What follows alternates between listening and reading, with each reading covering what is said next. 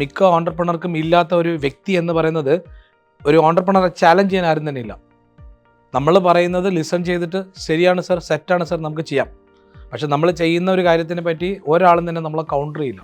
ഒരു എംപ്ലോയി നമ്മളെ കൗണ്ടർ ചെയ്ത് പറയത്തില്ല സർ ഇവിടെ ഒരു പ്രശ്നമുണ്ട്, നമുക്ക് ഇതിനൊരു. കാരണം നമുക്ക് നോർമലി എല്ലാവർക്കും ഉള്ള ഒരു ഇഷ്യൂ എന്ന് പറയുന്നത് നമ്മൾ വേറൊരാളുടെ മുന്നിൽ അൺകംഫർട്ടബിൾ ആവാൻ താല്പര്യപ്പെടാത്ത ആൾക്കാരാണ് അല്ലേ. We want to be very comfortable even in front of your employees also. Right, നമ്മൾ തെറ്റാണെന്ന് നമ്മളോട് ഒരാൾ പറയുന്ന സമയത്ത് ചിലപ്പോൾ നമുക്ക് ആ അക്സെപ്റ്റൻസ് ഫീൽ ചെയ്യത്തില്ല. ഞാൻ പറയും കേട്ടോ, എൻ്റെ ക്ലയൻ്റ് ആണെങ്കിൽ ഞാൻ ഓപ്പൺ ആയിട്ട് പറയും സാർ അത് ഇങ്ങനെയല്ല ചെയ്യേണ്ടത്. ആഫ്റ്റർ നമുക്കൊരു റിലേഷൻഷിപ്പ് കണ്ടാൽ അവർക്ക് മനസ്സിലായി എത്രയും നമ്മൾ ജെനുവിൻലി ആ ക്ലയൻറ്റിനെ കൺസൾട്ട് ഞാൻ ഓപ്പൺ ആയി. കാര്യം ഒരു ഓണ്ടർപ്രണർക്ക് ഇല്ലാത്ത ഒരു നീഡ് എന്ന് പറയുന്നത് ആരും തന്നെ ആ വ്യക്തിയെ ചാലഞ്ച് ചെയ്യുന്നില്ല എന്നുള്ളതാണ് അല്ലേ.